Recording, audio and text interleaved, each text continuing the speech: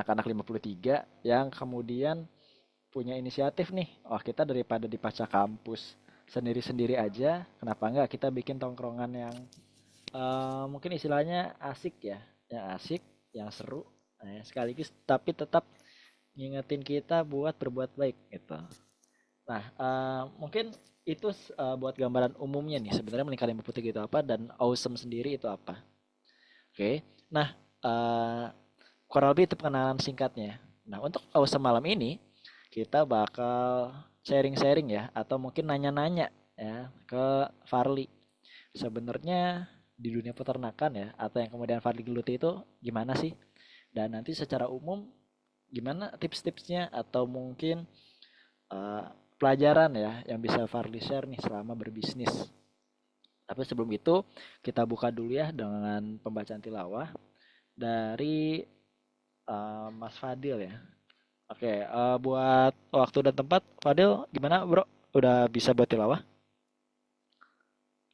Aman gitu. Oke, sip. Ya, buat Fadil, mangga waktu dan tempat dipersilakan. Oke, Bismillahirrahmanirrahim. Assalamualaikum warahmatullahi wabarakatuh. Terima kasih kepada Bang Afif. Insya Allah pada kesempatan kali ini akan dibacakan Al-Quran Surat Al-Baqarah ayat 275 sampai 277. Bagi yang megang mushaf dapat dibuka. Baik. A'udzu billahi minasy syaithanir rajim. Bismillahirrahmanirrahim. Alladzina ya'kuluna riba la yaqumuna illa kama yaqumul ladzi yatakhabbathu asyaitanu minal mas. Dzalika bi'annahum qalu innamal bai'u mithlur riba wa ahallallahu al-bai'a wa harrama riba. Faman jaa mau'izatun bir rabbih fantaha falahu ma salaf wa amruhu ila Allah wa man 'ada fa ulaika ashabun nar hum fiha khalidun. Yamhaqullahu riba wa yurbis sadaqat. Wallahu la yuhibbu kulla kaffarin athim. Innal ladzina amanu wa 'amilus solihati wa aqamus salata wa atawuz zakata lahum ajruhum 'inda rabbihim wala khaufun 'alaihim wala hum yahzanun. Shadaqallahul azim. Dengan menyebut nama Allah yang Maha Pengasih lagi Maha Penyayang. Orang-orang yang memakan riba tidak dapat berdiri melainkan seperti berdirinya orang yang kemasukan setan karena gila. Yang demikian itu karena mereka berkata bahwa jual beli sama dengan riba. Padahal Allah telah menghalalkan jual beli dan mengharamkan riba. Barang siapa mendapat peringatan dari Tuhannya, lalu dia berhenti, maka apa yang telah diperolehnya dahulu menjadi miliknya dan urusannya terserah kepada Allah. Barang siapa mengulangi, maka mereka itu penghuni neraka, mereka kekal di dalamnya. Allah memusnahkan riba dan menyuburkan sedekah. Allah tidak menyukai setiap orang yang tetap dalam kekafiran dan bergelimang dosa. Sungguh orang-orang yang beriman mengerjakan kebajikan, melaksanakan salat dan menunaikan zakat, mereka mendapat pahala di sisi Tuhannya, tidak ada rasa takut pada mereka dan mereka tidak bersedih hati. Shadaqallahul azim. Wassalamualaikum warahmatullahi wabarakatuh. Waalaikumsalam warahmatullahi wabarakatuh. Oke, ya, atur nona Fadil buat tilawahnya. Oke, nah teman-teman, bentar lagi kita langsung mulai sharing-sharing dari Farli. Tapi secara umum konsepnya sih ya ngobrol ya, namanya juga obrolan gitu ya. Jadi nanti mungkin dari Farli bisa sharing-sharing selama beberapa waktu. Kemudian abis itu nanti kita bisa langsung sesi tanya jawab. Nah, buat teman-teman yang mau nanya ya, itu bisa langsung nanya di Q&A atau di kolom chat gitu. Nanti setelah kita mendengarkan sharing dari Farli, baru kita tanya-tanya ya, kita ngobrol-ngobrol.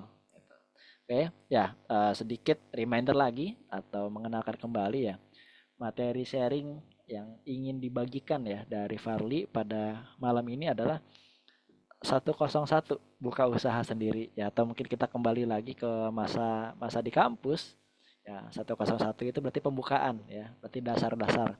Nah di sini secara umum Farli dengan pengalamannya ya bisa dan mau sharing-sharing nih ya, pengalamannya buka usaha sendiri itu seperti apa. Oke, mungkin langsung aja tanpa berpanjang waktu lagi. Mangga nih buat Farli, waktu dan tempat dipersilakan. Oke, Bismillahirrahmanirrahim. Terima kasih Kang Apip dan teman-teman panitia Melingkar 53. Bismillahirrahmanirrahim. Assalamualaikum warahmatullahi wabarakatuh. Alhamdulillahirrahmanirrahim. Allahumma salli ala Sayyidina Muhammad wa ala Sayyidina Muhammad. Selamat malam semuanya. Eh, saya izin share slide ya.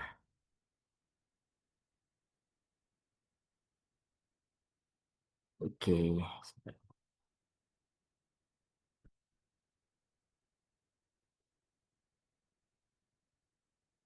Sebentar, sorry.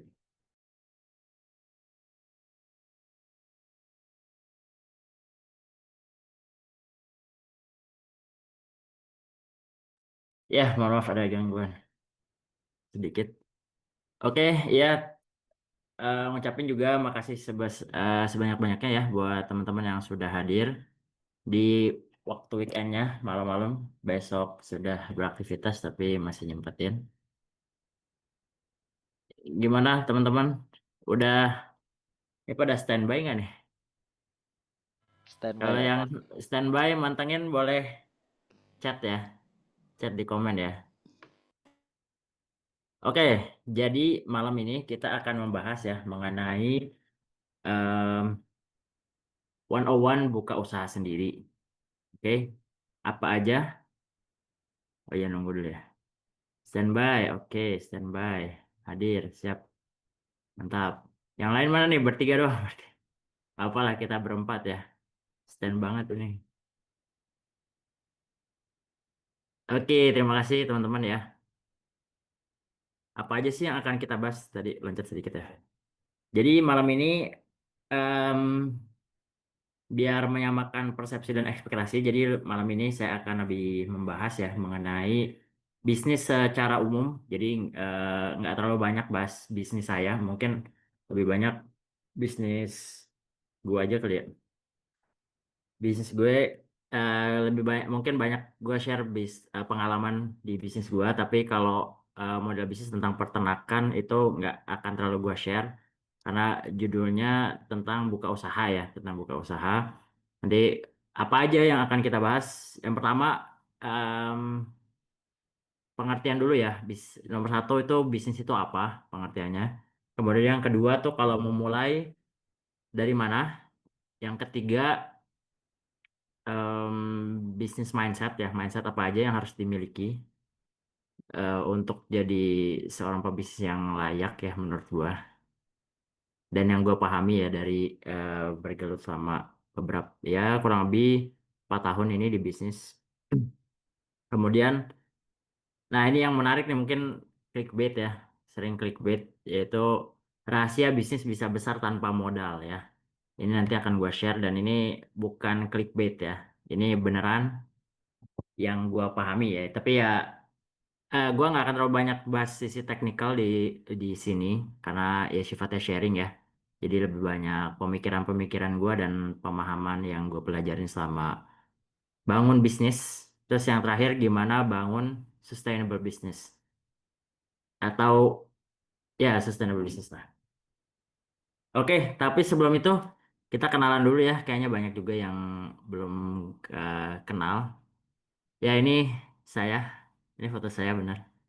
Nama Farli Ramadan. Kelahiran Jakarta tahun tanggal 25 Desember tahun 1998. Jurusannya tadi udah disebut sama Bang Apip, Ilmu Ekonomi Syariah 53. Status menikah ya. Di situ tulis aja. Terus domisili di Bogor. Dan gue kebetulan emang orang Bogor ya, asli asli Bogor, dan sekarang juga masih tinggal dan berbisnis di Bogor. Oke, setelah itu kita kenalan dulu sama bisnis gue ya. Bisnis gue itu namanya Kandang Juragan. Sini ada nggak ya? Nggak ada ya. Jadi em, gue pertama bukan pertama bisnis ya. Ini dulu jadi reseller dulu. Jadi pas kita kan bareng ya tingkat akhirnya di tahun 2020 pada saat itu COVID dan bingung harus ngapain. Singkat ceritanya gue belajar digital marketing. Terus kemudian apa namanya belajar digital marketing itu gue bingung kan gue mau terapin di mana nih waktu itu gue udah nerapin di berbagai macam produk sih misalkan dari mukena terus mungkin ada kalau ada yang pernah tahu gue jualan sempat jualan speaker Al-Quran terus apa lagi ya kue sus macam-macam lah gue terapin ya terus baru waktu itu gue mikir itu waktu awal-awal sebelum bulan puasa ya gue belajar terus di nah di akhir menjelang Lebaran tuh gue baru nyadar kok gue apa namanya em, kelewatan momen ya padahal kan di Ramadan itu salah satu spending terbesar rakyat Indonesia ya karena ya mereka belanja beli baju beli parcel beli buka puasa bersama dan lain sebagainya itu besar banget marketnya tapi waktu itu gue baru nyadar di akhir-akhir menjelang Lebaran padahal itu satu market yang besar nah setelah Idul Fitri ada apa teman-teman namanya. Idul Kurban. Iya, Idul Adha ya. Jadi, oh gue nggak mau kelewatan nih. Jadi setelah gue menyadari kalau gue kelewatan momen, akhirnya gue nggak mau kelewatan lagi. Nah, setelah Idul Fitri waktu itu, gue langsung cari siapa yang punya barang yang bisa gue jualin. Waktu itu ada, kalau teman-teman tahu, itu punya alumni PB juga namanya Mitra Tani ya, MT Farm, sama Garuda Farm ya. Itu dua-duanya alumni PB. Terus mereka punya peternakan kambing, domba, dan sapi ya.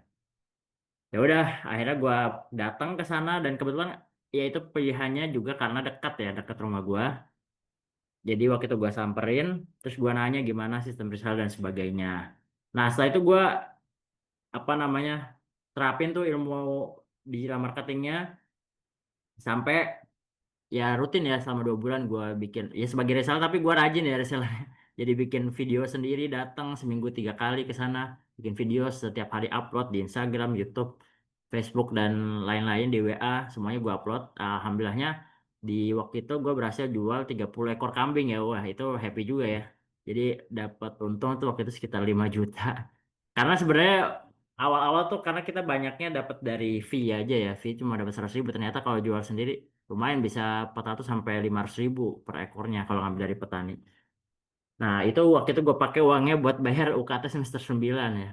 Alhamdulillah banget tuh. Jadi nah situ setelah itu baru gue happy dan ternyata menghasilkan juga akhirnya gue terjun di dunia peternakan. Nah tentang kandang juragan jadi berdirinya sebenarnya kalau usahanya dan badan hukumnya dari tahun 2021 CV ini nih MAU Mayasin Agro Utama fokusnya pada penggemukan sapi untuk kurban dan ada namanya produk juga titip sapi ya itu semacam investment ya buat orang-orang yang mau invest. Kemudian konsumennya untuk kami berasal dari berbagai kalangan, ada instansi pemerintah, perbankan, perusahaan, DKI masjid dan perorangan ya. Dengan mayoritas pasar masih di Jabodetabek. Ya 90%-an lebih ya. Tuh. Nah, fokus sejak tahun 2021. Alhamdulillah ya kemarin ya ada peningkatan yang cukup signifikan dari tahun-tahun sebelumnya. Kemarin alhamdulillah ya atas izin Allah karena Juragan berhasil jual sapi kurban sebanyak 221 ekor meningkat hampir 100% meningkat 90% dari tahun sebelumnya yang 117 ekor dan sebenarnya kalau secara revenue itu 2 kali lipatnya ya karena tahun ini kita banyak jual sapi yang lebih besar gitu. Oke, itu ya sedikit tentang Kanang Juragan. Nanti bisa kepoin ya, silahkan di follow @kanangjuragan.id. Ada di Instagram, TikTok, dan YouTube yang cukup aktif ya. Oke, ini outlinesnya. Pertama-tama kita kenalan dulu ya. Berarti Kang Apip saya punya waktu sampai jam berapa nih? Bebas aja. Lanjut aja. Sampai setengah 9 masih bisa kok. Setengah 9 ya. Oke. Ya, ini nanti disclaimer dulu, gue cuma banyak kata-kata simpel ya. Itu berdasarkan kebanyakan berdasarkan pemikiran gue, terus ada juga ngutip-ngutip dari orang. Nanti kita bisa sharing aja setelah itu. Pertama, apa sih bisnis ya? Jadi apa bedanya pebisnis sama pedagang? Tahu nggak bedanya? Kalau dagang itu jualan barang aja. Kalau bisnis bikin sistem jualannya. Nah, ya betul dah. Dan satu kata kuncinya, bisnis tuh biasanya punya value dia. Dia delivering value dia. Jadi bukan cuma jualan, tapi ada value di produk yang dia jual atau service yang dia berikan. Ya. Tapi kurang lebih gini ya. Jadi em, yang mana dulu ya? Sebenarnya sih ini dulu ya. Nah, gini aja deh. Ya. Apa sih yang perlu dikuasai oleh seorang business owner? Atau apa yang harus dimiliki ya? Yang pertama, dia ini harus punya visi ya. Jadi dia punya tahu nih gue mau kemana. Itu pertama, itu punya visi, punya vision. Kemudian dia harus, yang di kiri nih, dia harus bisa mengelola resources. Untuk apa? Untuk menghasilkan result ya, atau untuk ya menghasilkan result, hasil juga ya. Menghasilkan result ya, menghasilkan result. Jadi ini intinya ya. Percuma kalau punya visi, punya resources, tapi nggak ada action ya, nggak ada result gitu, atau dia nggak bisa menghasilkan result, ya bangkrut bisnisnya. Atau dia visinya ada, dia action, tapi dia nggak bisa memanfaatkan resourcesnya dengan baik, akhirnya resultnya kurang bagus juga. Terus dia punya resources yang banyak, dia jago, dia action terus, tapi dia nggak punya visi, akhirnya nggak ada arahnya gitu. Jadi ini tiga hal yang harus dimiliki oleh seorang business owner ya, disebutnya business owner mastery. Nah ini training ya, gue baru training 2 pekan lalu itu tentang certified professional business coach. Nah ini 2 hari, 4 hari sorry, 4 hari gue belajar jam 9 sampai jam 5 ya, udah kayak kuliah. Nanti banyak akan gue ambil di sini. Ini materinya dari Asia Coach ya. Asia Coach. Kebetulan Asia Coach foundernya juga Coach Eri itu masih dampingin bisnis gue selama 1 tahun ke belakang. Nah, ini kan kita bahas dulu ya mengenai kalau visi gampang lah ya. Visi gimana cara kita, yang gak gampang juga sih. Pokoknya udah ngerti lah ya kalau visi. Nah, yang perlu kita pahami lagi adalah siapa sih business stakeholders sebenarnya, atau siapa yang memiliki bisnis kita. Jadi bisnis kita ini ada pemangku-pemangku kepentingannya ya. Dan itu mereka harus win semua. Jadi harus triple win ya. Nah, ini namanya business stakeholders ya. Ada 3 ya. Yang pertama kita, yaitu business owner. Terus yang kedua adalah tim atau people, orang yang bekerja di perusahaan kita. Kemudian yang ketiga adalah customers ya, atau mereka yang beli beli produk kita atau menggunakan jasa kita. Apa yang mereka harapkan dari setiap, apa namanya, dari setiap, ya setiap setiap business stakeholders ini mereka punya hal yang diinginkan ya. Kalau business owner, kalau kata Coach Eri, ini dari versinya Coach Eri ya. Ada 2 yang utamanya ya. Mungkin kadang-kadang banyak jawabannya Coach yang ingin memberikan manfaat bagi banyak orang dan sebagainya. Tapi yang paling dominan 2 ini ya. Yang pertama adalah financial freedom, yang kedua adalah time freedom. Kalau sebetulnya Coach Eri, financial freedom itu kaya, kalau time freedom itu raya ya. Jadi kaya raya tuh ini 2 ini, time and financial freedom. Kemudian em, tim. Nah, business owner ngasihnya apa? Ngasihnya benefit atau ya benefit itu kan bisa gaji, bisa punya, bisa training, macam-macam lah ya kepada tim atau people ya. Apa yang mereka harapkan? Yang pertama adalah finansial ya tentunya, gaji dan lain-lain ya bonus. Kemudian yang kedua adalah karir pas ya. Mereka ingin punya karir yang berkembang terus. Kemudian tim ini nantinya akan memberikan services atau melayani customer kita. Customer ini apa yang diharapkan? Ada dua. Yang pertama itu adalah benefit ya. Ini untuk hal-hal yang fungsional, misalkan contohnya apa ya? Beras ya misalkan. Nah, itu hal-hal yang fungsional. Terus mobil misalkan atau transportasi umum. Nah, itu kan sesuatu yang fungsional. Dia bisa misalkan contoh KRL ya. Dia pengen mendapatkan benefit ya apa namanya sampai di Jakarta dengan murah, sampai ke tempat kerja dengan murah, nyaman juga nggak ya, murah dan cepat tanpa macet misalkan. Nah, itu salah satu benefit ya. Kalau emotional itu dia pengennya happy ya. Happy misalkan ya macam-macam lah ya. Misalkan kalau tas-tas mewah dia pengen ya biar dapat pengakuan atau barang-barang mewah itu pengakuan ya. Nah, ini baru si customer akan memberikan revenue ya kepada business owner ya. Nah, ketiga bisnis stakeholders ini dia disatukan oleh yang namanya value, dipertemukan oleh namanya value ya. Jadi mereka tuh harus punya value yang sama atau nilai-nilai yang sama. Dan agar bisnis bisa sustainable, apa? Harus terjadi triple win. Yaitu bisnis ownernya win, dia untung, dia bisa time freedom, customernya dia dapat benefit, dia happy, timnya dia punya finansial yang cukup, punya karir pas yang bagus. Ya. Nah, kalau time free business owner bisa dapat financial freedom dari mana? Dari customer yang benar. Bisa dapat time freedom dari mana? Dari tim yang benar ya. Kalau misalkan customer yang nggak benar, sukanya nawar, terus banding-bandingin, udah begitu bayar ngutang, ya udah susah tuh financial freedomnya. Terus kalau misalkan timnya malas-malasan, nggak bisa diarahin, salah, terus selalu ngandelin yang punya ya, ownernya, dia nggak bisa time freedom. Ya ini ya, business stakeholders. Nah, sebenarnya ada satu lagi ya, kalau misalkan eh, ada satu lagi namanya investor ya, kalau ada di sini ya sebenarnya. Ya ini sebenarnya mirip sih sama business owner, mungkin di atasnya. Jadi sebenarnya bisnis itu kita punya 3 market ya. Kita bersaing di 3 market. Marketnya bukan hanya customer aja. Kita memperebutkan juga modal ya di pasar modal. Kemudian yang ketiga adalah di pasar, oh ngerti kerja apa ya namanya? Pasar tenaga kerja ya. Nah, kita juga rebutan untuk dapatkan orang-orang terbaik gitu untuk bisnis kita. Jadi kita punya 3 market sebenarnya kalau di bisnis. Nah, oke.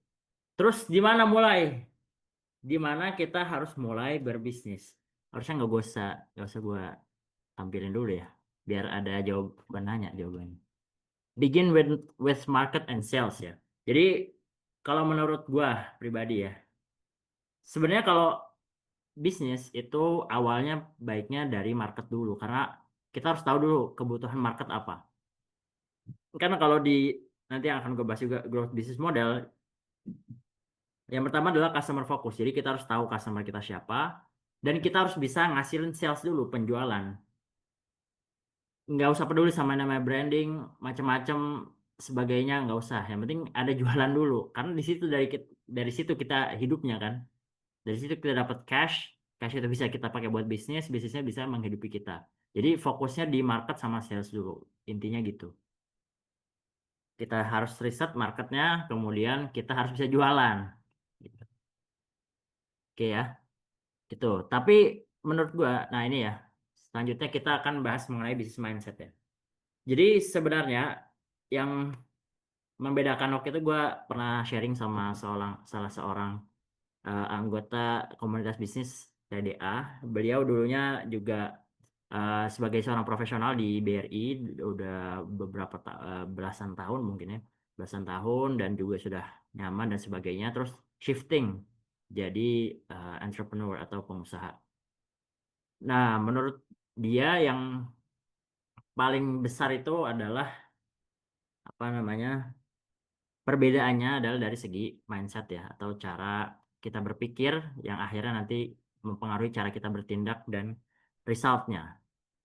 Atau mungkin banyak juga kan sebenarnya, banyak juga pas kita kuliah, kalau kita ingat ya, waktu itu selalu di apa, entrepreneurial skill atau entrepreneurial mindset ya, kalau pas itu tuh ditekankan. Jadi gimana kita tuh bisa berdaya dengan memiliki mindset-mindset seorang entrepreneur ya.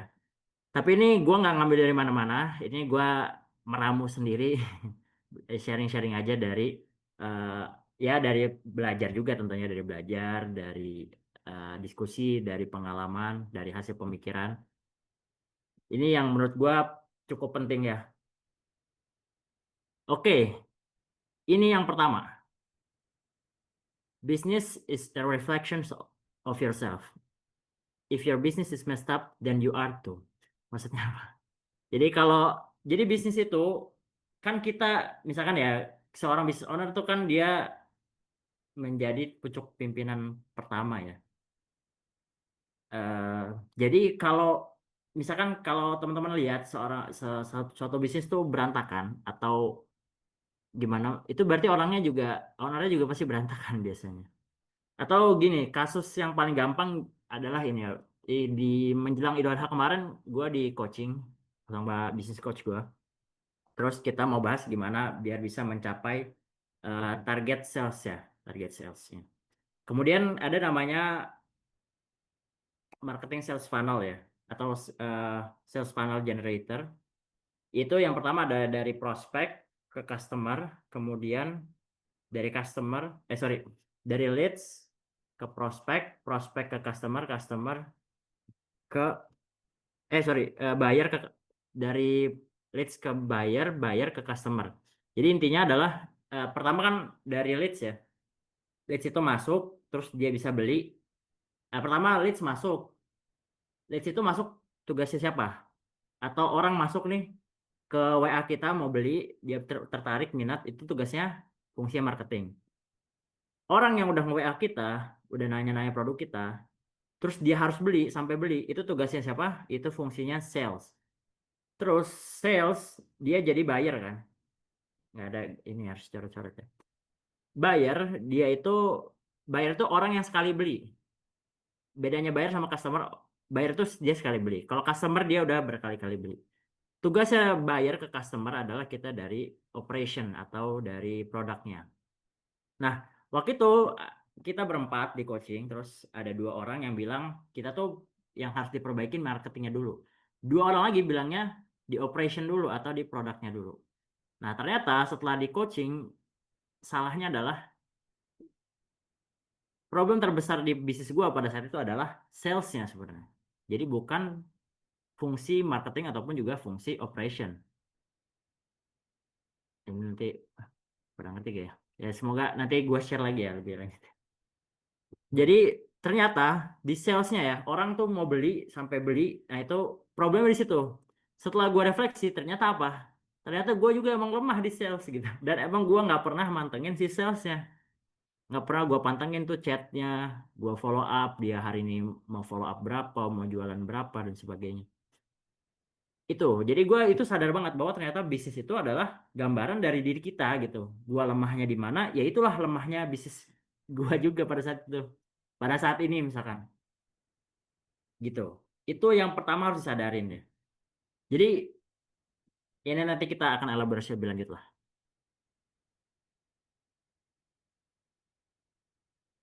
Bisa geser.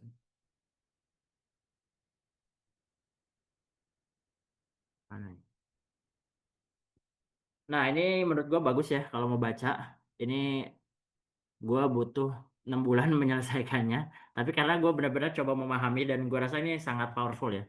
Kalau mau beli dan baca buku, ini salah satu buku terbaik ya menurut gue yang gue pernah baca.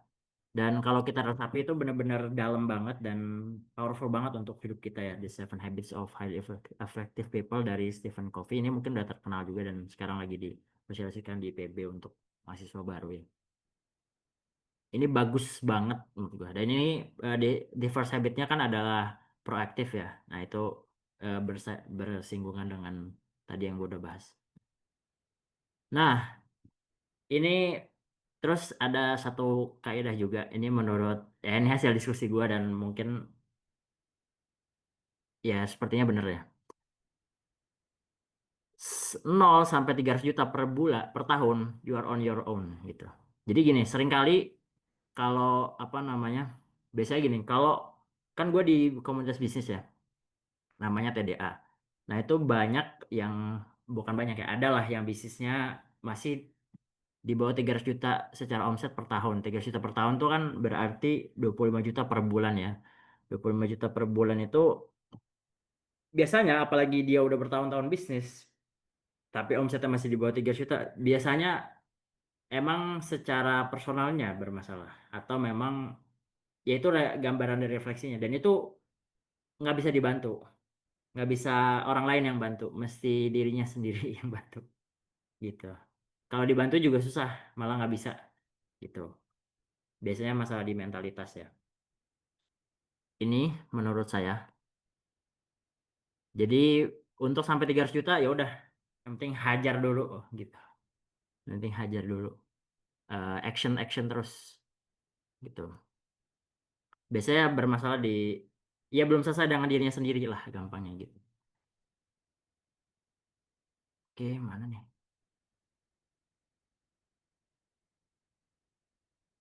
Nah, yang kedua adalah get a mentor, get a circle ya. Jadi pertama dapat cari mentor dulu. Cari mentor menurut gua sangat penting dan turutin kata mentornya.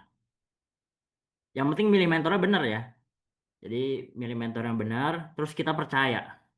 Jadi kalau kata Pak Teguh ya, Pak Teguh salah satu senior bisnis di TDA yang punya hidro ya, filter air hidro, dia bilang ehm, kalau mau sukses tuh sebenarnya menti itu harusnya percaya buta gitu. Jadi mentornya bilang apa, ya ikutin aja karena itu benar. Maksudnya karena dia udah pernah ngalamin dan yakin jangan banyak banyak nanya, banyak cincong ya. Jadi action aja dan percaya. Dan punya mentor itu menyelamatkan kita dari banyak hal. Udah cukup juga ya.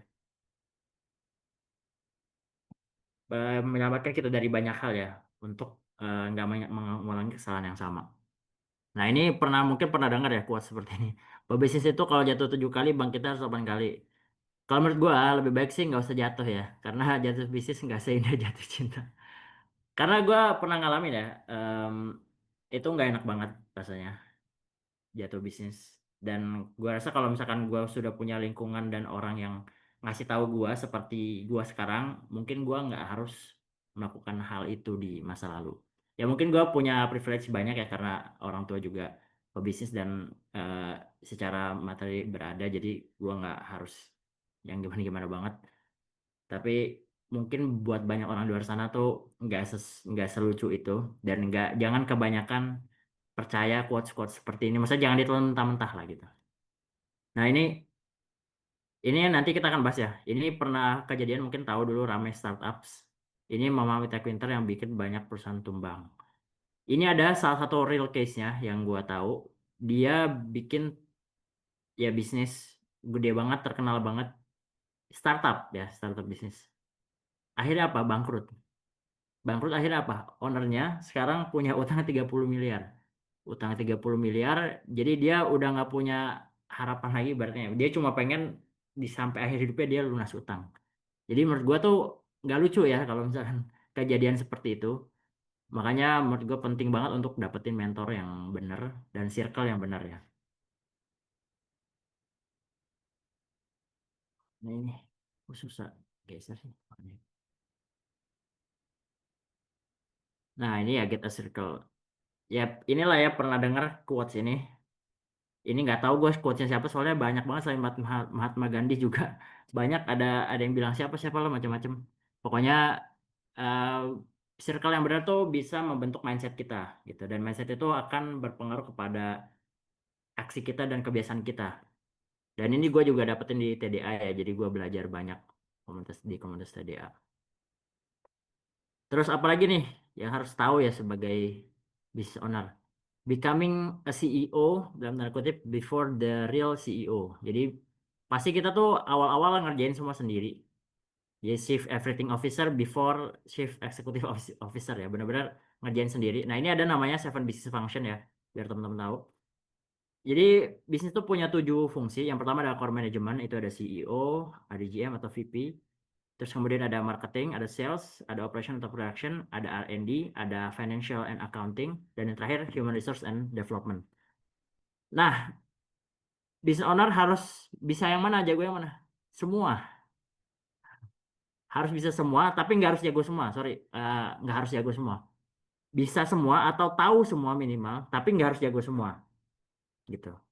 Ini gue ya insya Allah ngerti semua ya. Tapi kalau jago, ya nggak bisa dibilang jago. Nanti yang jago siapa? Yang jago tim kita. Ya spesialis-spesialisnya mereka. Mungkin biasanya business owner tuh setiap business owner punya 1 atau 2 keahlian yang jago. Misalkan contoh kalau gua saat ya yang gua pahami, yang lebih dalam gua pahami itu dan gua jago, yang nggak dibilang jago sih, lebih menguasai lah dibandingkan yang lain ya. Yang lain tuh maksudnya eh, function yang lain ada di financial sama marketing.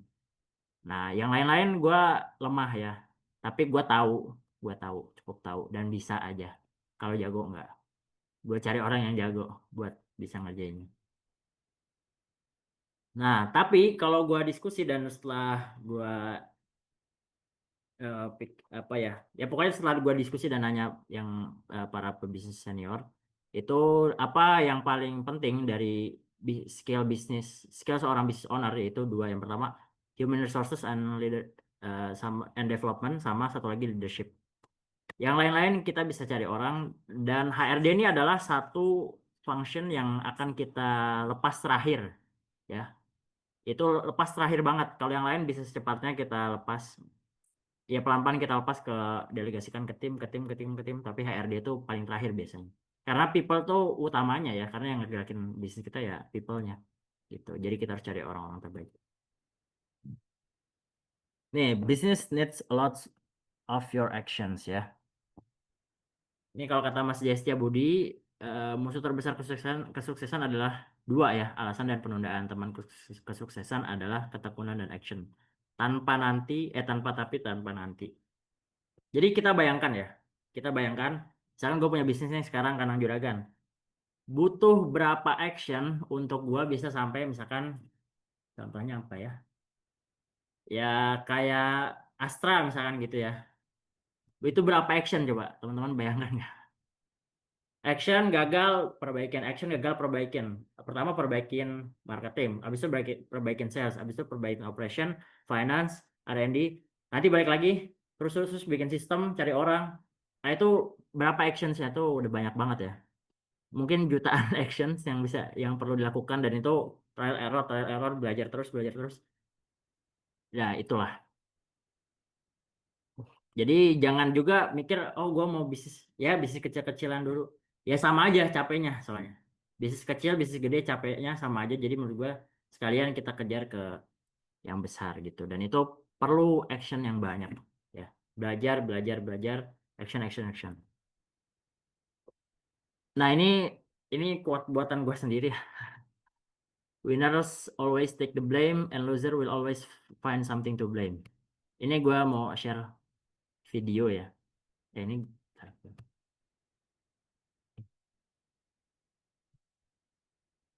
sini. Ya Allah.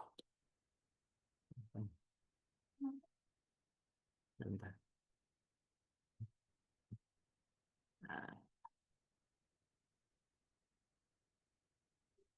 Nah ini ya. Ini video dari orang yang viral lah ya. Mungkin. Ya, masuk mas suaranya ya? Coba sharing sambil audio juga deh. Kebakaran pun saya pernah. Masuk. Saya selalu salah. Dicuri maling aja saya yang salah. Maling nyuri itu saya yang salah. Kebakaran pun saya pernah. Pusat Garda Indonesia kebakaran, saya yang salah juga. Semua saya yang salah. Dicuri maling karena saya nggak pasang alarm. Udah pasang alarm tetap dicuri maling karena saya nggak pakai security 24 jam. Kebakaran karena saya nggak pakai sistem keamanan kebakaran. Semua saya yang salah. Orang kaya itu pikir semuanya salah mereka. Contoh misalnya saya, dulu pas saya masih miskin, karyawan sedikit, ada karyawan yang salah saya maki. Kenapa lo begini? Sekarang setiap kali ada karyawan yang salah, saya tetap tegas, tapi saya tahu itu salah saya. Misalnya mentok deh, dia sampai ngelakuin hal yang paling aneh lah karyawan. Saya pasti salahin diri saya sendiri. Terus kenapa saya hire dia? Itu salah saya. Orang kaya itu begitu. Orang kaya itu semuanya salah dia. Apapun yang terjadi di hidupnya, pokoknya salah dia. Kalau orang miskin tuh, oh, Oke. Eh, em, ya itu sebenarnya dua tokoh yang kurang bagus sih menurut gua untuk diikutin ya. Tapi menurut gua ada pelajaran yang bisa diambil lah ya. Karena toksik ya kalau kebanyakan nonton video dia kalau menurut gua. Jadi jangan, atau bisa menggeser value kita ya. Jangan kebanyakan ditonton. Tapi kan tadi dia ngomongin orang kaya ya, tapi gue lebih suka bahasanya tuh winners ya. Jadi orang-orang yang punya mental pemenang tuh dia selalu berusaha mencari apa yang biasa bisa dia kendalikan dan itu akhirnya menyalahkan diri sendiri. Emang agak berat ya seorang, karena gini, kalau dipikir-pikir gini, pebisnis percuma juga dia nyalahin karyawannya. Kenapa coba? Karena kalau karyawannya bikin salah, perusahaannya kenapa-kenapa, yang rugi, yang nanggung konsekuensi kan yang punya bisnis juga. Jadi percuma, mendingan dia fokus untuk evaluasi diri, perbaikin apa yang biasa dia perbaikin dan dia kontrol. Percuma banget soalnya dia nyalain karyawan. Karena nggak yang ya itu dan itu apa namanya? Itulah ruang untuk bertumbuh ya di situ menurut gue. Dan ini memang harus bisa menyeimbangkan ya. Kadang-kadang gue juga terjebak dalam ya kadang-kadang terlalu menyalahkan diri sendiri. Yaitu menyeimbangkan lah ya untuk bisa seimbang. Oke, yang terakhir be realistically optimis. Jadi kita harus optimis tapi juga realistis ya. Jangan kebanyakan nonton video motivasi. Yang pertama, privilege matters and they come in every different kind of shape.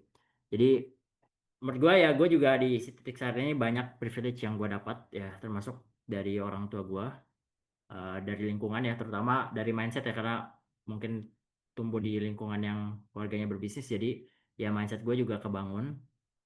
Terus ya masih ada banyak jatah gagalnya karena ya alhamdulillah gue punya privilege itu di keluarga gue. Dan menurut gue banyak sih hal lainnya. Sebenarnya kita masuk IPB itu udah sangat privilege untuk relasi dan sebagainya gitu. Dan yang kedua itu 6 month rule ya.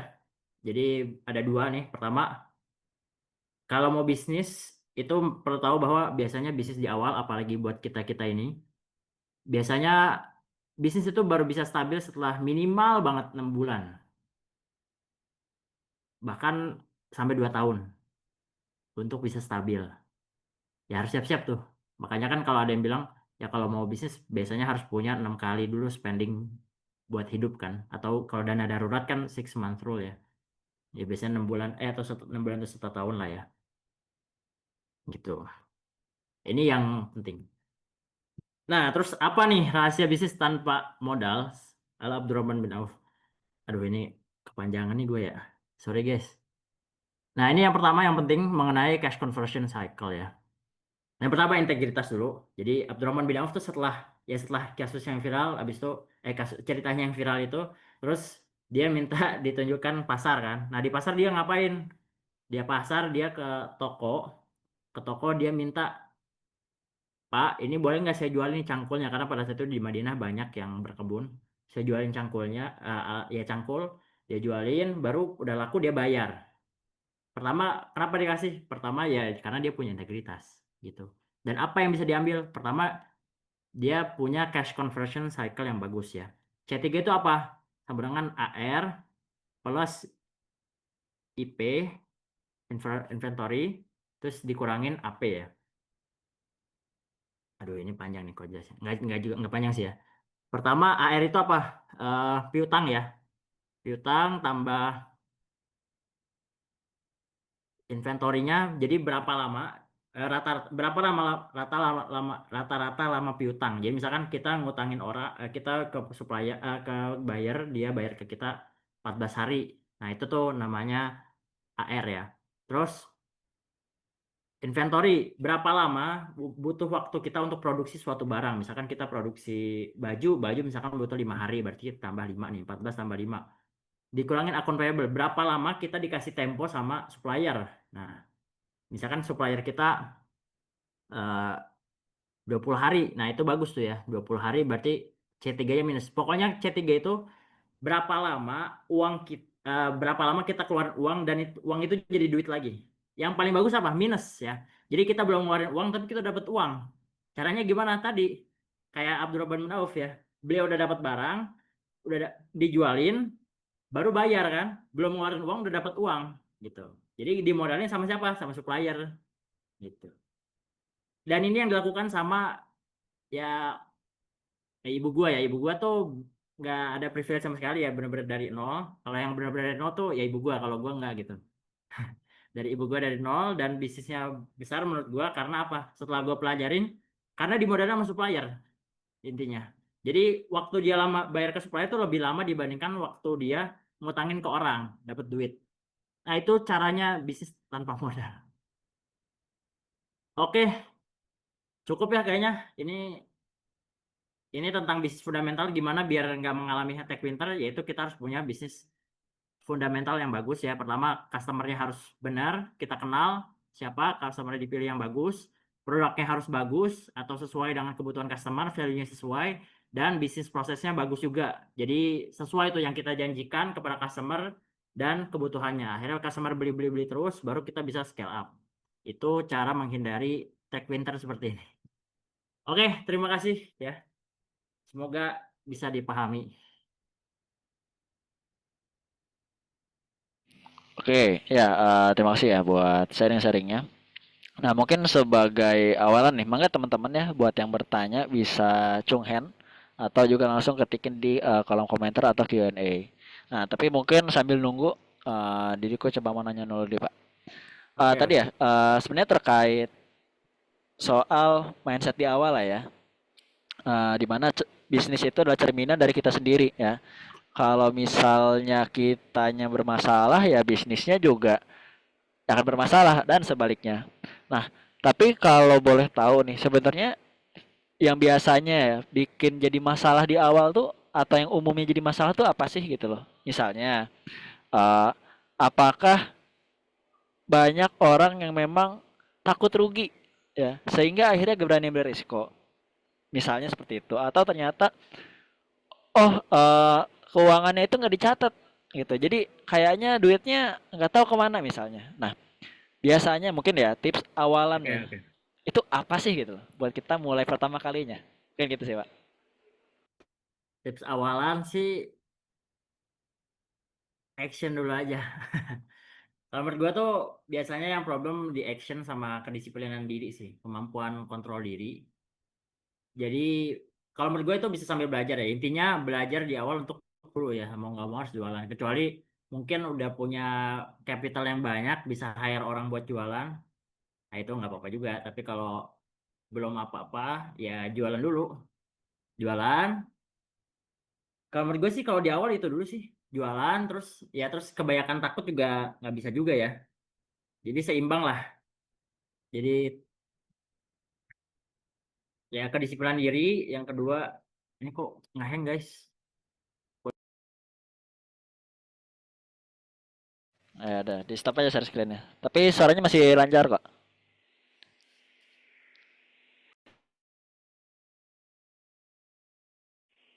Oke, mungkin sambil nunggu Farli menyelesaikan masalah teknisnya ya. Mangga bisa buat ditanya lagi. Sekarang udah ada satu pertanyaan ya dari Anon ya. Terus kedua ada Deals ya. Ini di Deal kayaknya ya. Oke. Nah, ini udah jadi lagi nih. Nah, oke. Gimana Om?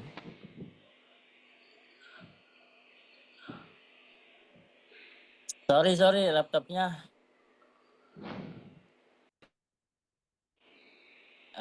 error, laptopnya nih zoomnya error sebentar. Oh, ini terlalu berat materinya kayaknya nih. Iya maaf ya. Mungkin sambil sharing-sharing sini aja nggak apa-apa. Ah, nggak apa-apa. Kita kan obrolannya obrolan seru, bukan obrolan santai atau obrolan serius. Oke. Ya menurut gue sih kalau gue lihat kebanyakan orangnya belum bisa disiplin dengan dirinya sendiri. Terus kebanyakan alasan tadi. Terus belum bisa kontrol diri. Sesimpel itu sih menurut gue. Yang pertama nggak usah kebanyakan mikir, ya action aja gitu. Karena baru dari situ bisa ngambil pelajaran gitu. Kalau belajar dulu penting ya, tapi kalau kebanyakan belajar kagak action juga bingung gitu. Dan nggak akan dapet relatabilitasnya, nggak relate gitu loh gampangnya. Oke ya. Jadi intinya action dulu, terus kedua nggak usah banyak alasan ya. Oke, sip. Iya, Ya jadi buat biasanya orangnya teman-teman, banyak. iya ya, kita banyak excuse ya. Bukan gue nggak ngomong gitu, gue ngomong kalian. Gue ngomong Yang sebenarnya awal-awal tadi. ya, yang awal-awal, yang sering ditemui Ya di untuk lapangan awal. ya. Oke, sip ya. Jadi mungkin itu ya versinya Farli ya, bahwa kita kalau mau mulai bisnis ya lakukan aja dulu dan kurang-kurangin nyari alasan gitu. Nah, pertanyaan berikutnya nih Ya, dari Anon. Ya, dia mau nanya nih. Berarti kan kalau dari awal udah ada rencana mau berbisnis nih Om. Nah, sebenarnya passion atau dukungan keluarga itu ngebantu juga nggak sih dalam mengembangkan bisnis ini gitu loh? Atau sebenarnya itu tuh udah bukan membantu lagi tapi harus misalnya. Nah, itu gimana tuh? ya sangat bantu sih ya, karena apa namanya lebih ke mindset sih menurut gua, karena lingkungan ya. Jadi kan kita, misalkan gua tiap hari nih ya ngobrol sama ibu gua ngomong bisnis bisnis bisnis kan. Jadi kepikiran terus akhirnya gua kan coba nyari ya circle-nya, terus belajar gitu kan. Jadi kebangun sih itu. Nah, dukungan dari keluarga sebenarnya pada saat itu sebenarnya kalau bisnis dukung, tapi kalau di bisnis peternakan apalagi kambing dulu sebenarnya ibu gua kagak dukung ya. Jadi gua waktu itu ya pengen membuktikan diri aja juga sih. Gue bilang gini juga, ya kalau gue nggak dikasih modal, ya udah gue mau cabut aja. Maksudnya cabut tuh gue ngikut orang, nginep kayak di peternakannya, belajar dari nol gitu. Yang penting gue cuma dikasih makan, itu gue nggak apa-apa waktu itu ya. Tapi alhamdulillah, ya akhirnya ada modal, walaupun nggak besar banget ya waktu itu buat bikin buat bikin kebun rumput awalnya. Itu membantu sih menurut gua. Jadi perbanyak circle, jadi biar nyambung dulu, karena kan mindset itu kan diinstalnya nggak bisa sekali ngomong gini ya. Belief ya. Kalau mindset mungkin bisa nih gua ngomong gini, mungkin ada beberapa yang jadi oh tahu ya. Tapi kalau belief dan akhirnya bisa action tuh kadang-kadang perlu waktu sih. Gitu. Ya pasti membantu ya dukungan itu ya. Gitu bro. Oke, sip ya. Berarti memang keluarga dukungan keluarga juga passion ya, itu sangat membantu ya dalam membangun bisnis. Ya passion juga penting sih. Jadi kita happy. Gue happy sih jalan bisnis walaupun ya stres ya, cuma bukan happy ya, fulfill kali ya, fulfill gitu, jadi merasa berguna aja gitu. Alhamdulillah, Dan panggilan jiwa ya. ya setelah dijalani ya, walaupun ya pusingnya lebih banyak sih, cuma ya udahlah kadang. Ya, pusingnya berkah lah ya. Oke, ya tadi kayaknya di deal mau nanya deh ya. Deals tadi mana? Apa udah jadi deal? Oh, masih ada deals ini. Deal tadi kayaknya resen nih. Nanya. Oh, ini Jundi nih suaminya nih. Ya, Ayo, Mangga Jun. Waduh, ya, diwakil suaminya. ya, makasih Anjir. pencerahannya Pak Farli. Izin mau nanya. Waduh, Kan siap. tadi ada 7 atau 6 ya bagian kayak HRD, terus Iya. finance gitu-gitu ya. Nah, ini kan kalau kacamata yang mungkin diobrolin ini kan emang yang punya karakter untuk ngambil resiko action gitu kan. Kan ada momen Iya. yang bisa jadi untuk mereka yang mau ngambil action, dia perlu reload ke action berikutnya itu cukup berat gitu. Bisa jadi 5 bulan gaji sebelumnya yang untuk bikin action kedua gitu. Karena kan resikonya udah dia ambil. Nah, yang mau gue tanya itu terkait ini sih, Li.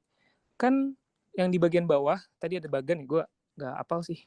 Bagian bawahnya itu kan dia ada spesialisasi ya, kayak misalnya marketing atau sales gitu. Iya. Nah, dari dia untuk melihat dirinya sebagai calon business owner itu kapan untuk bisa mutusin? Jadi dalam artian misalnya marketing nih, oh gue udah spesialisasi nih di marketing, kayaknya gue bisa jadi business owner. Nah, itu ngambil keputusannya kapan dan apakah spesialisasi dari mereka nih, misalnya sales nih di di bagiannya sales sudah spesialisasi.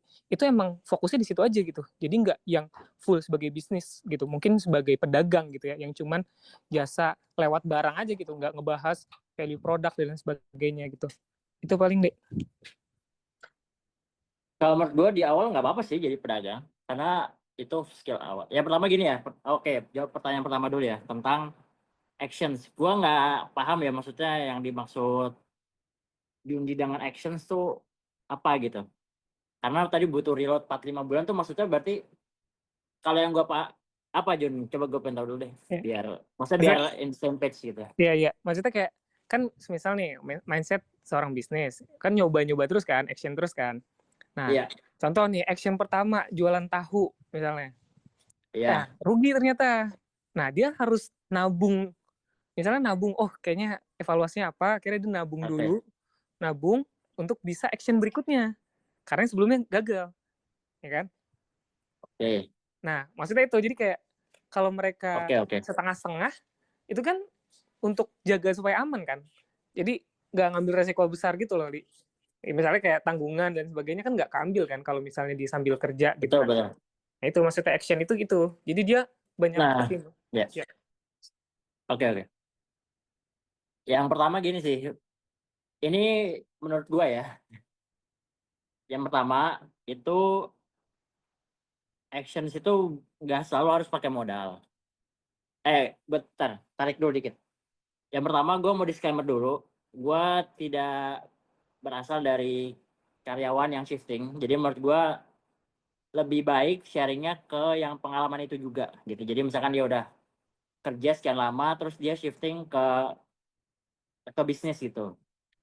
Karena menurut gue sudut pandangnya akan beda, dan apa namanya, gue juga nggak tahu caranya gimana. Karena gue ngerasa gue bisnis aja udah capek banget, gue nggak tahu mereka gimana bagi waktunya, bagi fokusnya. Gue aja bisnis aja satu aja udah riuh gitu kan. Gue ngerasa salut banget buat mereka yang bisa itu. Jadi menurut gue jangan sharing ke gue kalau mau lebih detail dan lebih teknis ya.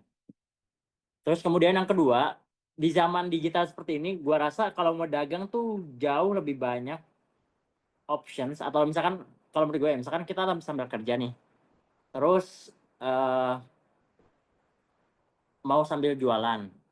Menurut gue banyak banget cara supaya kita nggak usah pakai modal dan nggak usah rugi.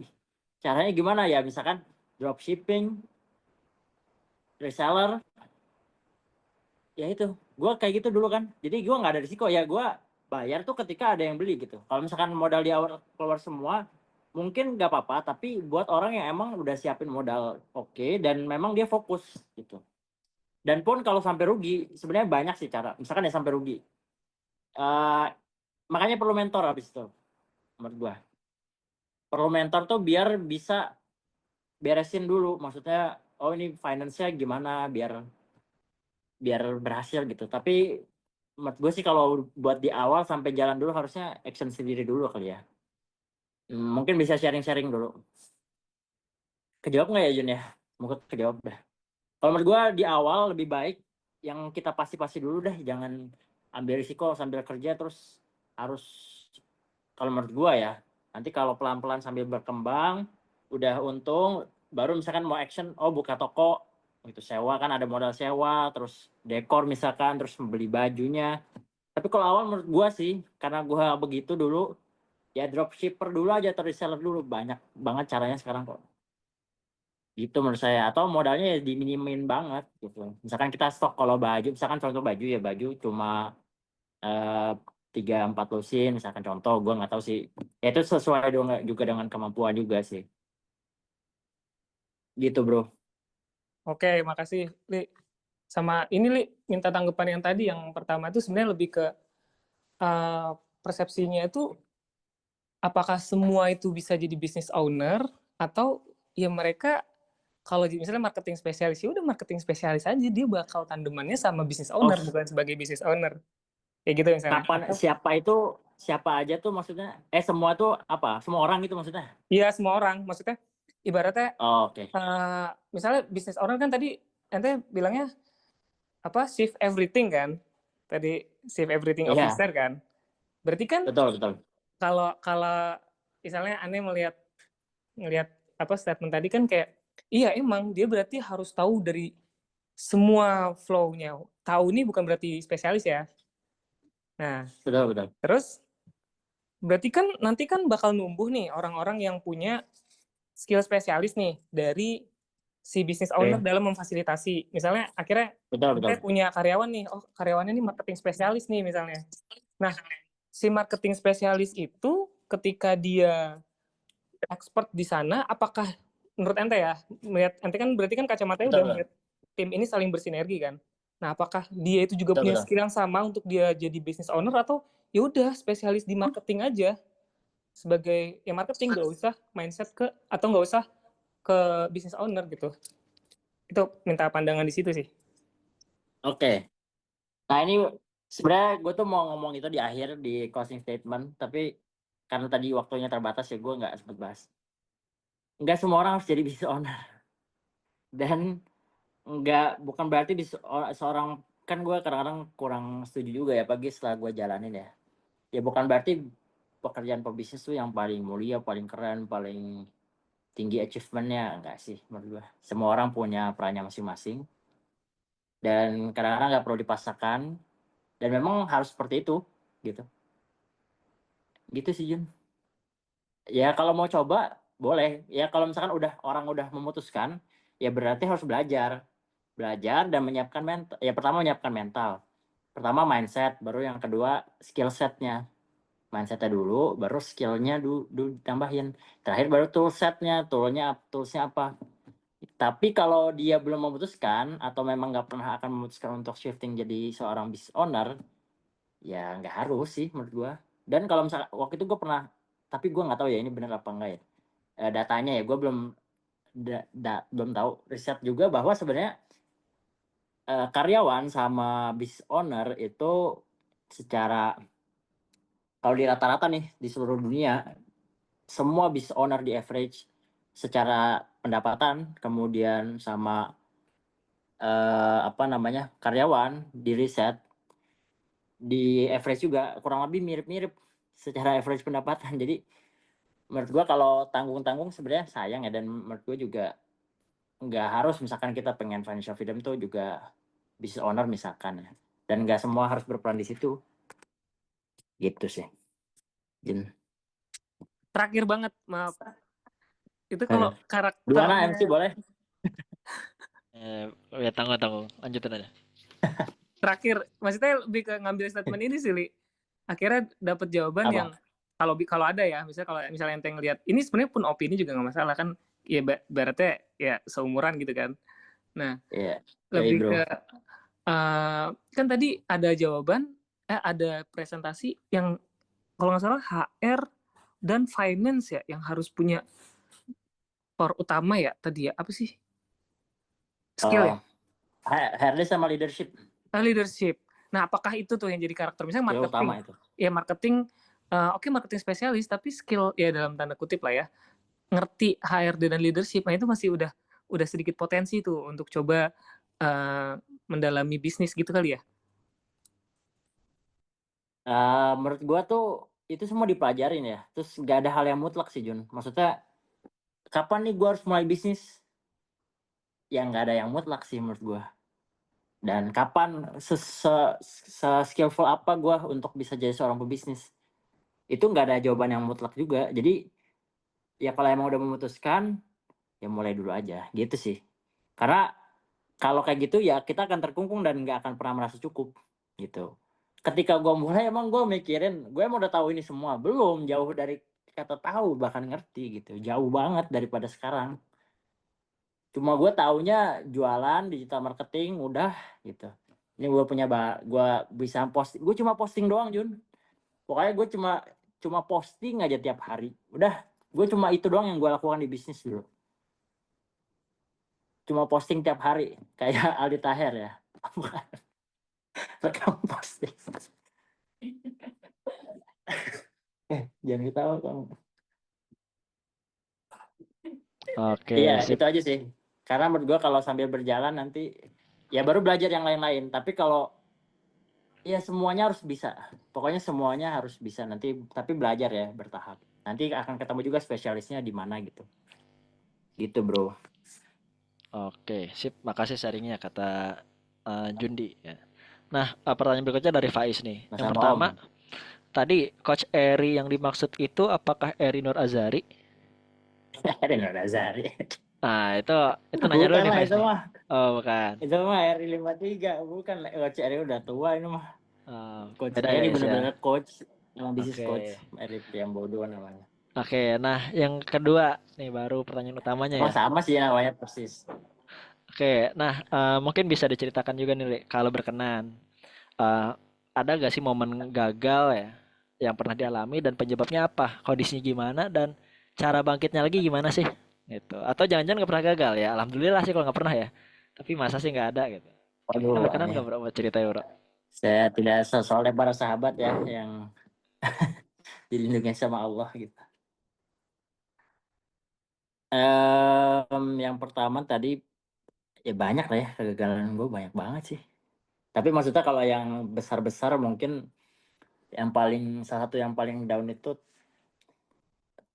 tahun 2023 ya. Waktu itu gue jualan sih banyak ya. Waktu itu ambisi doang kan. Jadi tahun 2022 gue berhasil jualan sapi cukup banyak sama kambing. Waktu itu 80 ekor ya.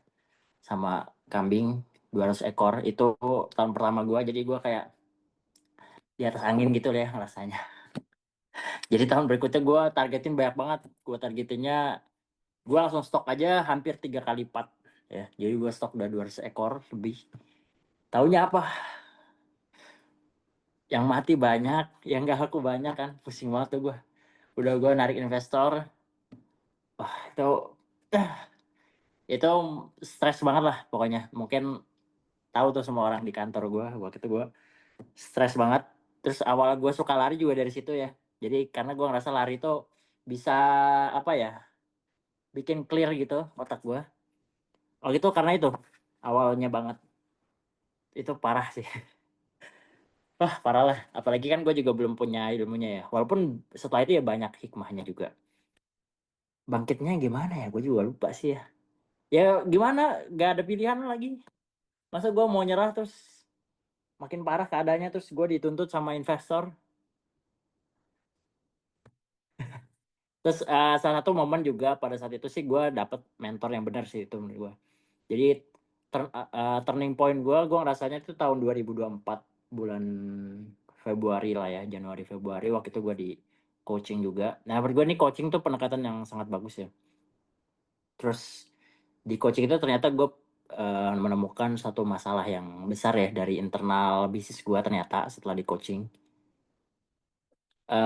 Terus akhirnya bilang coach itu waktu itu bilang ke gue, coachnya, gue yakin lu bisa, cuma ngomong gitu doang. Tapi abis itu gue terus pertama sih terurai dulu kan masalahnya, gue tahu masalahnya apa, baru gue cuma diyakinkan gitu aja. Alhamdulillah tuh abis itu baru gue belajar lagi yang benar, gimana sih bisnis yang benar dan sebagainya gitu sih. Ya itu bayangin aja ya, mati waktu itu 20 ekor, dipotong paksa, ada yang mati. Ya dihitung aja lah sendiri ya berapa. Terus habis itu sapinya sisa, jadi waktu itu 40 ekor sisa, senilai 1 M lah kurang lebih ya nilainya itu. Jadi kan uang investor kan mandek kan di situ. Sedangkan kalau habis kurban itu harga, mungkin Syari tahu tuh ya. Kalau habis kurban tuh harga sapi ya Allah. Apalagi kita belinya pas kurban ya. Wah udah pasti rugi udah. Kalau mau dijual paksa. Nah sedangkan gue waktu itu janji sama investor ya periodnya cuma 2 bulan. Ya pas kurban aja. Stres lah saya. Anak sekecil itu. Gitu guys. Oke. Oke, siap. Nah, berikutnya tadi ya. Nemuin circle sih menurut gue tadi ya. Jawabannya nemuin circle biar bisa yakin. Oke, sip. Ya, nanti kita akan lanjut part awesome bisnis ini ya tentu ya kita usahakan. Cuma kayaknya seruan kopdar kali ya. Oke, tapi kita lanjut dulu ya ke pertanyaan berikutnya dari Isbat. Nah, pertanyaan gini, Li. Kalau contoh ya model bisnis tanpa modal di peternakan atau pertanian itu kira-kira apa ya? Karena kan ada pertimbangan waktu produksi yang panjang, faktor resiko yang juga tinggi dan juga banyak gitu. Nah, kira-kira mungkin ada contoh apakah tadi ya? Mungkin sedikit tadi udah nge-spill trader atau mungkin ada yang lain lagi, Bro?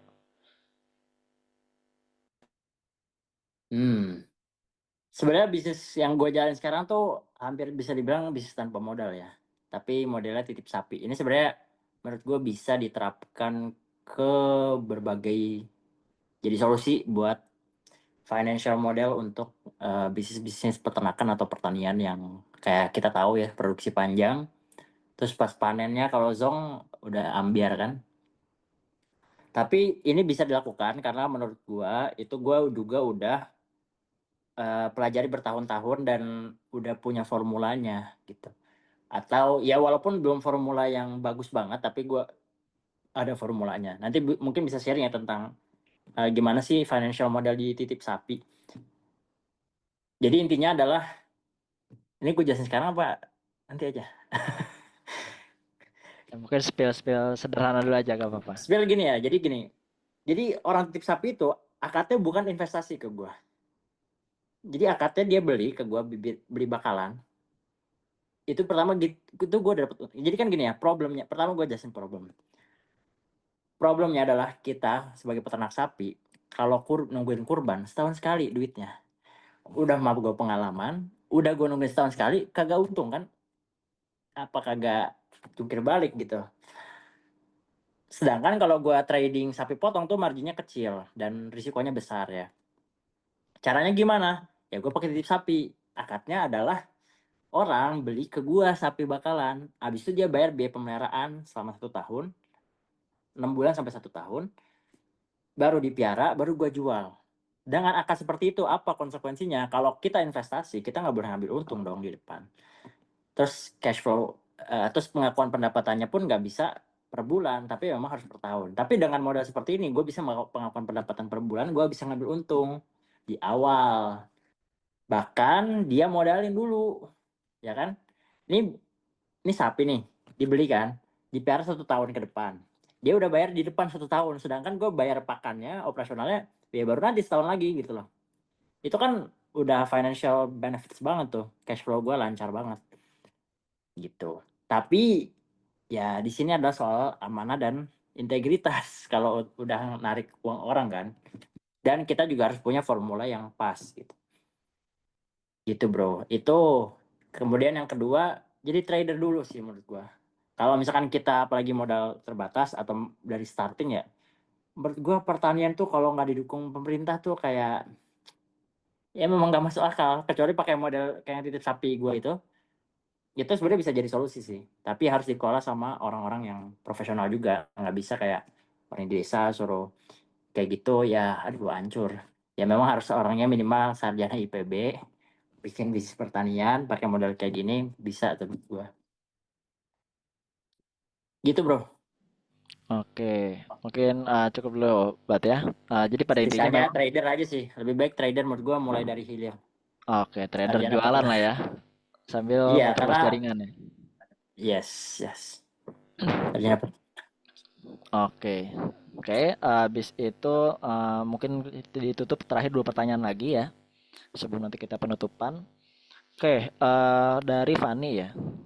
Nah, Fani tadi bertanya nih, gimana cara kita membangun awareness ya, untuk menjangkau audiens yang sesuai niche-nya gitu. Misalnya ya kita pengen bikin market healthy lifestyle buat anak muda. Nah, enaknya kencengin promo di offline atau online ya, misalnya via Meta Ads atau mungkin sekarang TikTok dan lain-lainnya. Nah, itu kira-kira gimana tuh Om? Kalau mau, tapi ini actionnya harus, kalau menurut gua yang pertama, kalau bikin ada 2 sudut pandang ya. 2 sudut pandang. Pertama gimana kita ngenalin customer kita. Yang pertama kita harus tahu dulu customer kita siapa yang kita incar. Itu dulu. Misalkan tadi Fani ya, anak muda ya tadi ya Fani ya. Anak muda usia berapa Fani? Oke, Fani Tektokan bisa aja deh dijawab? kayaknya. Langsung TikTok aja nih. Usia 16 sampai 40. Sampai berapa? 17 sampai 40. 17 sampai 40. Oke. Bentar. Bisa diperkecil lagi? Itu terlalu luas ya. Oh.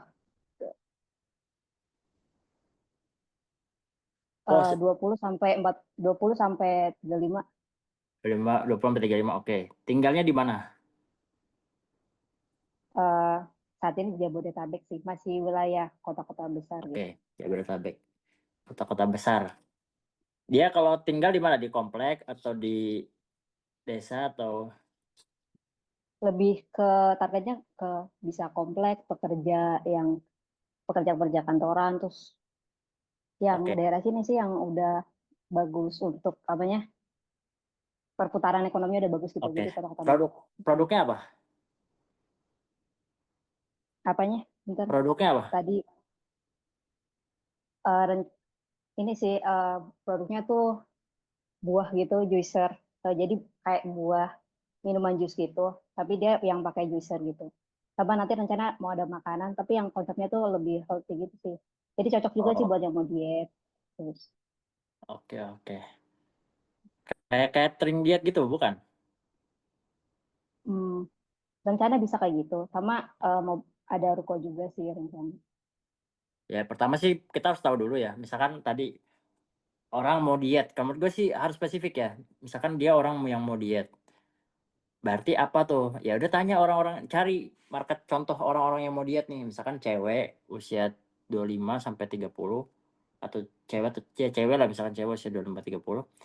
Dia apa nih problemnya? Itu tanya dulu sih. Oh, dia problemnya susah cari makanan yang bagus sebagainya. Nah, terus kalau kayak gitu pengennya gimana? Nah, itu benar-benar dicari tahu dulu sih, gitu. Itu pertama kalau dari segi produk. Kalau dari segi konten, gimana nge-reach-nya? Bikin dulu aja konten.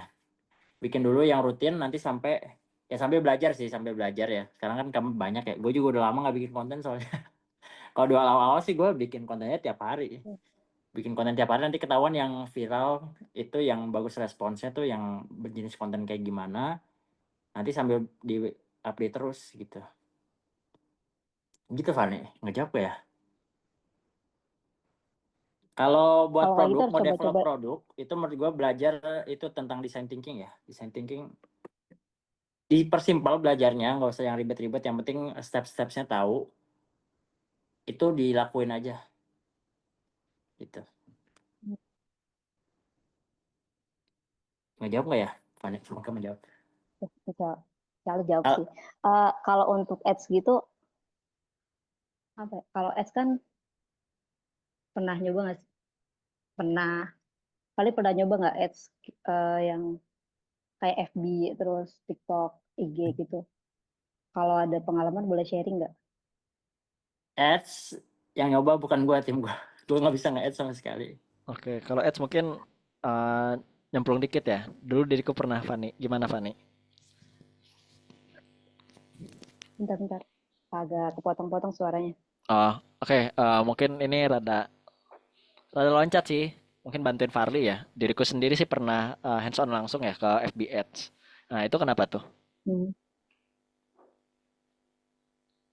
Pengen tahu pengalamannya sih.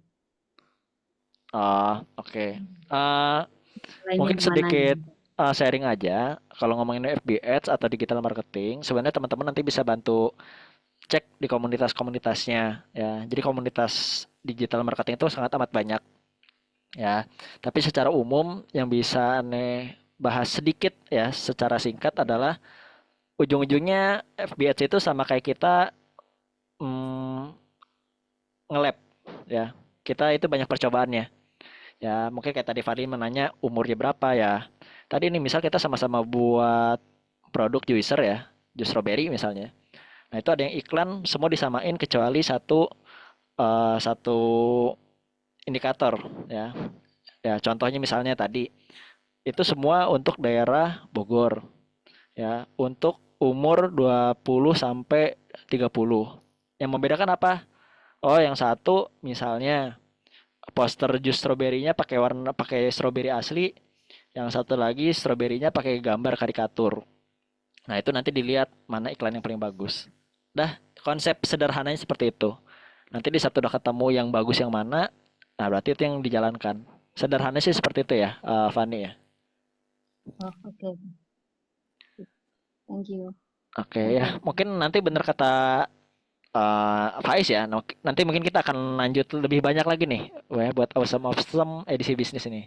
Nah, tapi mungkin pertanyaan terakhir ya dari Anon, nanya lagi nih, Bang Farli mau nanya, kalau produknya udah bagus, ownernya udah punya mind map nih dalam jual barang dan promosinya, yang paling penting dalam menjual produk untuk pertama kali secara teknis itu gimana ya? Nah, karena ini case-nya udah meluncurkan produknya nih di pasar secara offline. Nah, mungkin bisa dibantu nih. Yang paling penting apa tadi? Yang paling Untuk penting menjual produk ya, pertama kali secara teknis itu gimana tuh? Jualannya berarti nih, salesnya.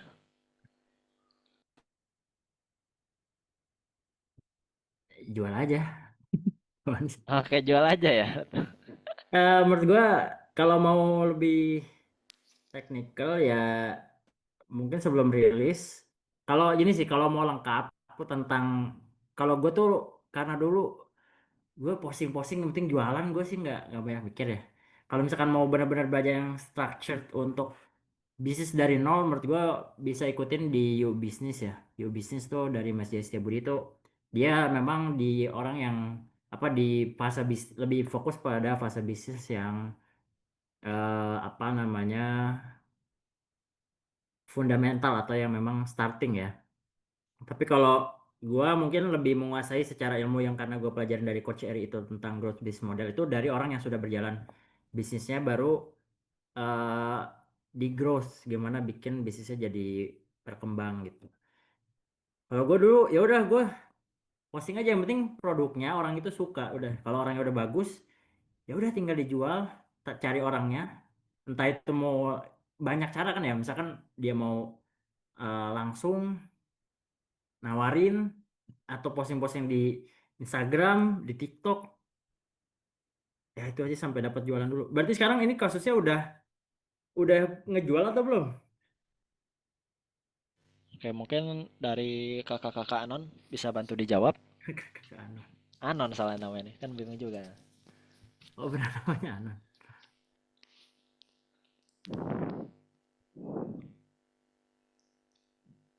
Di PC ke Apip itu ke saya. Ya kalau belum jualan, Oh, udah mulai sales tapi belum rutin. nah rutinin dulu berarti. Maksudnya udah belum rutin itu apa postingnya atau penjualannya atau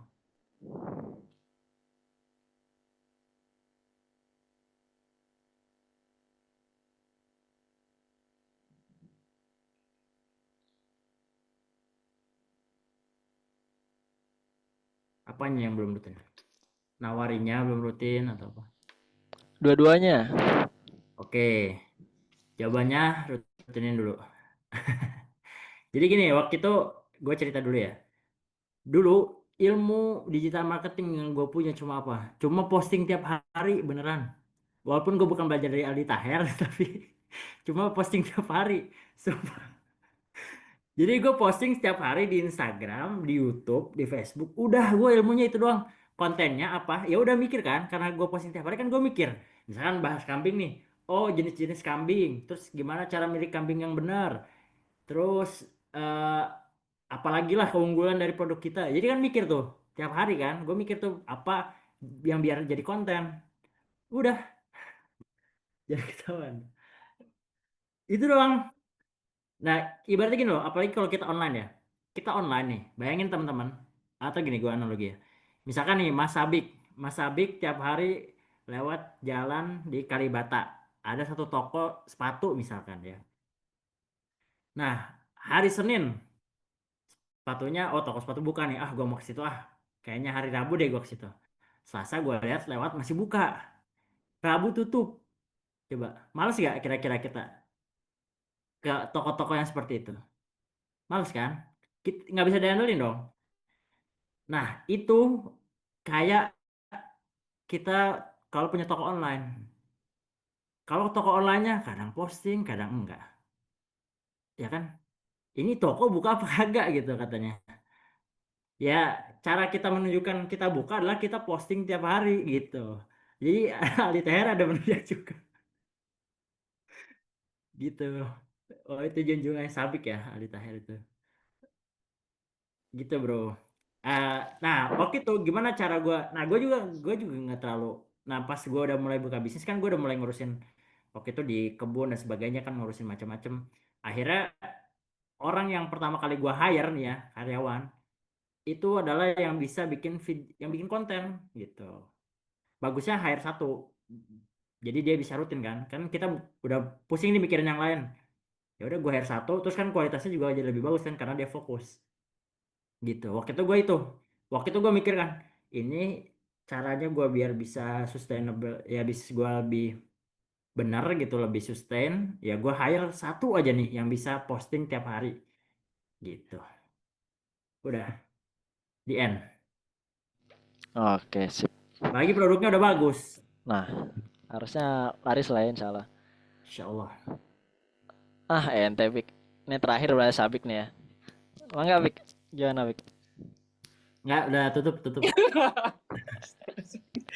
Ya izin Mas Farli, terima kasih atas ilmunya. Ilmu Aldi Tahirnya ya, insya Allah akan dipraktikkan. Rekam posting. Posting ya. Baik. Pertanyaannya jadi lupa ya. Ini sih kan dalam jalanin bisnis itu butuh keyakinan kan, karena Yakin. nggak tahu ya kalau buat awal-awal kan mungkin untungnya belum jelas tapi capeknya udah pasti gitu. Nah itu apa yang membuat Mas Farli itu bisa seyakin itu dengan apa yang Mas Farli lakukan gitu. Apalagi waktu tadi sempat ada di notice kayak kalau andai pun gak didukung sama orang tua, gue mau pergi ke peternakan mana, gue belajar dari sana dan sebagainya. Bisa internal force-nya tuh kenapa bisa membuat saya yakin itu gitu untuk menjalani apa yang sedang dilakukan sekarang. Kenapa ya? Nggak tahu gue juga pikir.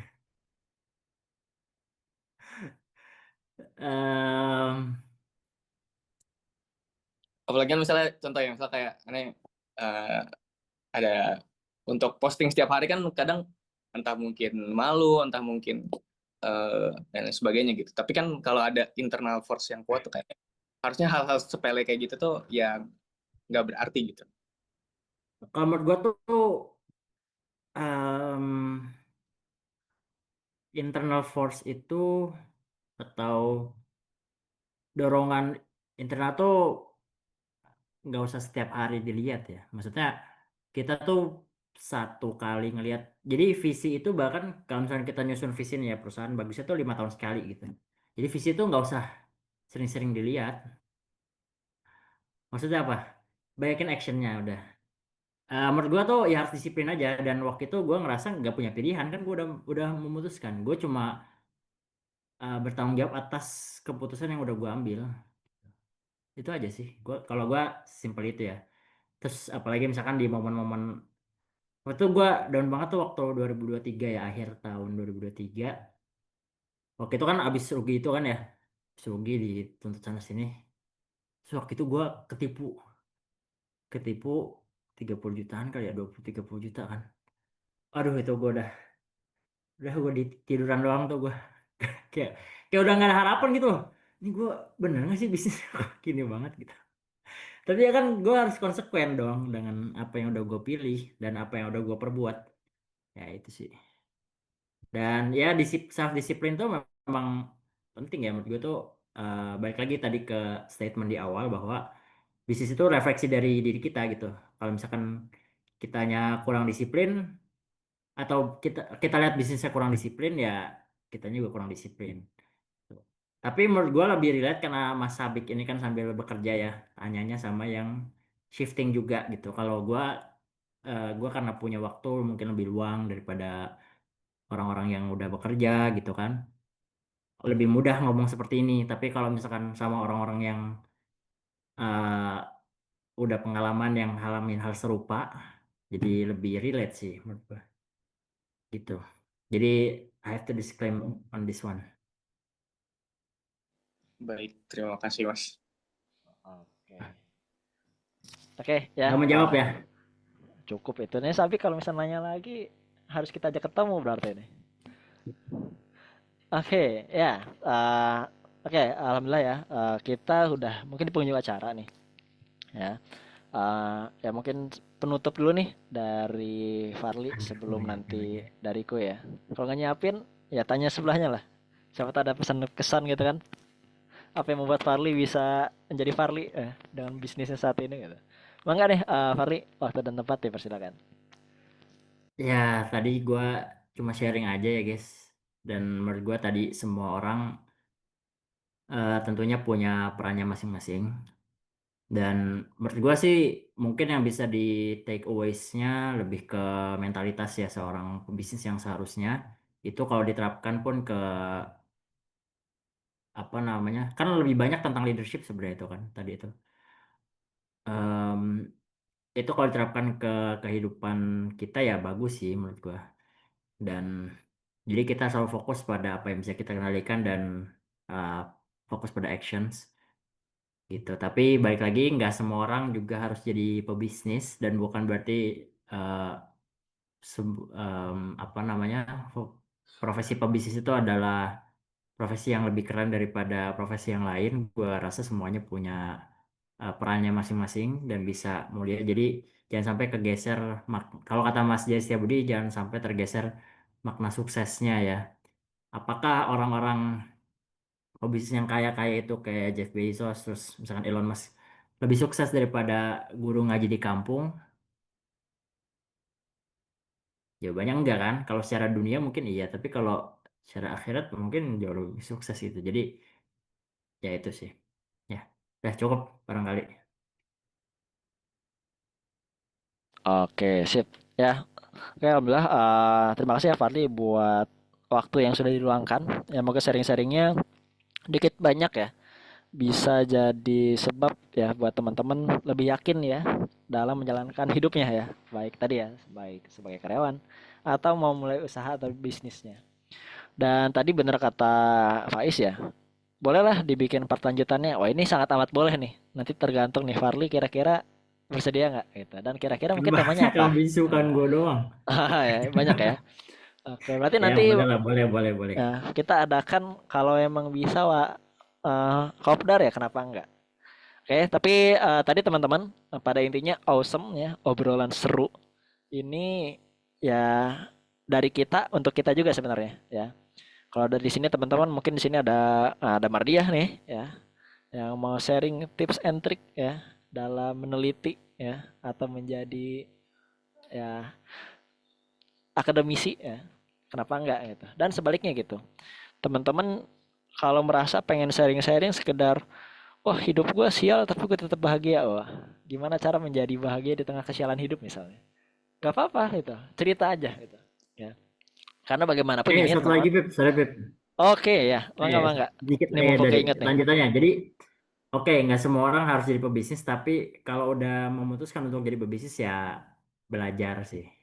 Belajar sama cari lingkungan yang benar gitu. Kalau udah memutuskan ya, karena menurut gue semuanya bisa sih. Kalau misalkan emang mau dan serius ya, insya Allah bisa dipelajari kok. Bisnis itu bukan bakat, itu sesuatu yang bisa dipelajari. Sama seperti skill-skill lainnya, semua skill itu bisa dipelajari. Tapi kalau udah memutuskan, kalau enggak ya, ya udah. Oke ya, konsekuen berarti ya.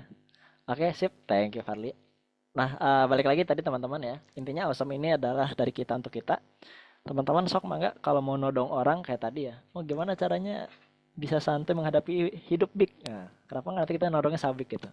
Atau sebaliknya gitu kan. Sabik yang mengenalkan diri gimana caranya hidup seperti Aldi Taher.